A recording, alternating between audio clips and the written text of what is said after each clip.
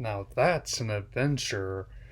So, fellas, as promised, here is my special surprise. Well, one of them I have in mind as because my new router just got here, gonna be setting it up tomorrow. So for tonight, let's grab onto one last DuckTales with the last adventure, which, as promised, as by the creators, begins with a birthday party at Funzo's Funplex, and definitely shows how you really end your series there. I mean, I know that most unlikely that even though we may see more of these characters in another time and place, it's clear to me that they really did tie everything up. I mean, there were things they planted the seeds of from the very first moments of the episode, this new continuity, which not only manages to honor the legacy of its seniors, but also stand on its own as a fantastic series, which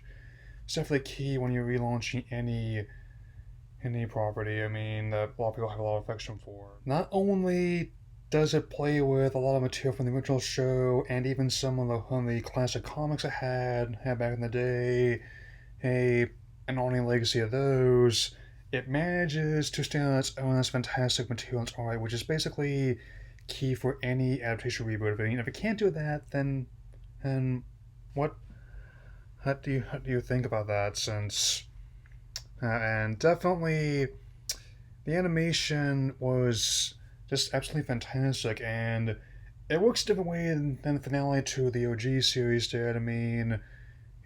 Even though some of the more macro, world-ending, revenge-ending stuff is still there, as it happens with villains that have been in previous continuities. There's also works on a micro level and how it handles personal conflict. I mean, I will definitely say this. I mean, much as I did with some episode of Gravity Falls a while back, this show is definitely one of the many heirs to Gravity Falls' throne in terms of the mysteries it set forth, and definitely how it portrayed the characterization and the mystery aspects. Since I will say that while the villain's endgame may not be as weird as Bill's was, as I was saying, it proves to be just as impactful. It is definitely one that's tailor made for people like me who've been following it since the beginning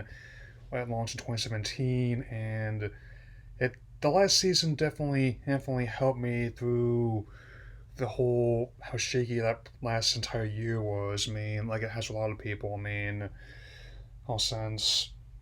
In a way, a the underlying message about life being like a hurricane, and some might say a a a here in Duckburg, it definitely wasn't an ideal one because reality is weird enough sometimes, and sometimes you just want to see something which has a bunch of animated ducks in it, and again, I appreciate all the Easter eggs it has to like the previous those continuities as well. As well as what they might plan to do in the near future, both on TV and on streaming.